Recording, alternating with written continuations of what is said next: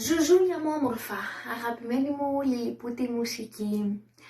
Η κυρία Σάσα σας αγαπά πολύ, της λείπετε πολύ και γι' αυτό αποφάσισα να σας στείλω αυτό το βίντεο για να έχουμε πάντα υλικό να δουλεύουμε, μουσικό και μη.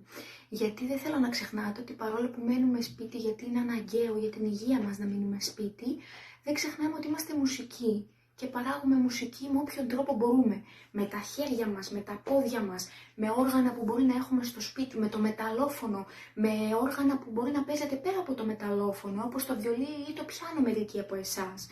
Δεν ξεχνάμε, περνάμε όμορφα και στο σπίτι, φτιάχνοντας μουσική με όποιο τρόπο.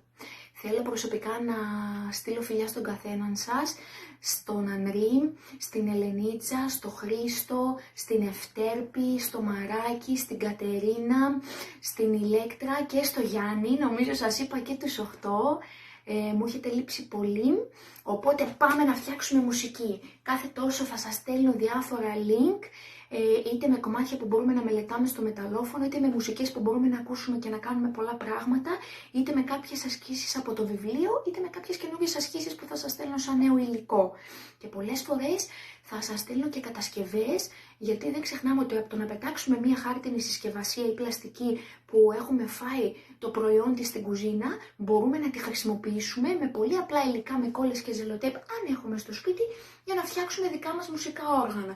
Να φτιάξουμε ξυλάκια, να φτιάξουμε μαράκες, να φτιάξουμε καστανιέτες και 1002 πράγματα.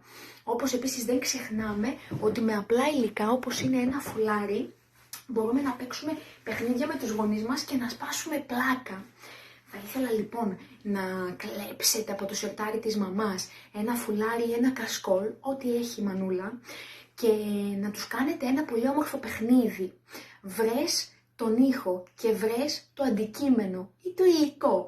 Σας τα λέω και τα τρία για να τους διευκολύνουμε, γιατί αυτοί θα το παίζουν πρώτη φορά, όπως και εμείς βέβαια, γιατί δεν θυμάμαι να το έχουμε ξανακάνει μες στην τάξη, ώστε να μην τους δυσκολέψετε πολύ, οπότε θα τους δώσετε και τις 3 επιλογές. Τι γίνεται με αυτό το παιχνίδι? Θα δέσετε τα μάτια της μανούλας, του αδελφού, του μπαμπά, της γιαγιάς, ανάλογα ποιοι μένετε στο σπίτι, της οικογένειας λοιπόν που μένει στο σπίτι, θα δέσετε τα ματάκια και θα τους αφήσετε σε ένα σημείο στο κέντρο του σπιτιού. Εσείς μετά θα πάτε κάπου στο σπίτι, σε κάποιο έπιπλο, σε κάποιο αντικείμενο, καλοριφέρ, πόρτα, κλειδιά της πόρτας, ή ακόμη και ένα όργανο. Κάποιος από εσάς μπορεί να έχει μαράκα ή μπορεί να έχει ξυλάκια. Οπότε θα παίξετε είτε με το όργανο, είτε με το υλικό, είτε με το έπιπλο που έχετε στο σπίτι 3 φορές. Θα χτυπήσετε το γραφείο που έχω εγώ μπροστά μου. Και εκείνοι πρέπει να κάνουν 2 πράγματα.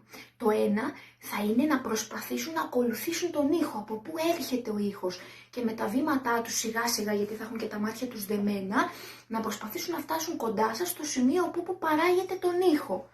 Πρώτο λοιπόν, να φτάσουν στο σωστό σημείο ώστε να απλώσετε το χέρι και να τους πιάσετε, άρα έχουν φτάσει σωστά. Και δεύτερον, να βρουν τι είναι αυτό που ακούγεται. Είναι μουσικό όργανο? Είναι το χέρι μου που το χτυπάω στο ξύλινο γραφείο ή στο ξύλινο τραπεζάκι? Είναι το χέρι μου που το χτυπάω στο γυάλινο τραπεζάκι της τραπεζαρίας που μπορεί να έχω στο σπίτι? Είναι τα πόδια μου που τα χτυπάω στο πάτωμα? Αν βρουνε και τα 2, τότε κερδίζουν 2 φιλιά από εσάς. Αν βρουν το ένα, κερδίζουν 1 φυλάκι. Και αν δεν βρουν τίποτα, μην είστε πολύ αυστηροί. Κάντε τους μια αγκαλιά και πείτε τους δεν πειράζει. Θα το ξαναπαίξουμε και θα γίνετε ξεφτέρια. Οπότε λοιπόν το νέο παιχνίδι μας, που είναι αρκετά διασκεδαστικό, αλλά και μπελαλίδικο για τους γονείς που δεν θα το ξέρουν καθόλου, θα είναι αυτό. Το δεύτερο παιχνίδι που θα σας στείλω θα έχει να κάνει με το μεταλλόφωνο. Και θα διακόψω το βίντεο για να σας στείλω ένα καινούργιο, ώστε να γυρίσω την κάμερα και να σας δείχνω τα χεράκια μου πάνω στο μεταλλόφωνο. Θα παίξουμε λιγάκι το φεγγαράκι μου λαμπρό. Κάποιοι από εσάς το είχατε δουλέψει μόνοι σας και το ξέρετε. Κάποιοι όμως θα το μάθουμε τώρα. Οπότε εγώ θα σας τραγουδάω τις νότες και θα βλέπετε, γιατί όλοι έχουμε χρωματιστό ίδιο μεταλλόφωνο στο σπίτι. Η κόκκινη νότα είναι πάντα η ντο, η πορτοκαλί νότα είναι πάντα η ρε. Έχουμε όλοι το ίδιο.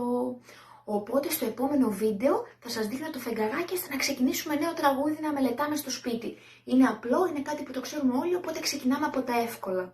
Μην ξεχνάτε, μένουμε σπίτι, αλλά περνάμε όμορφα φτιάχνοντας μουσική. Σας αγαπώ πολύ.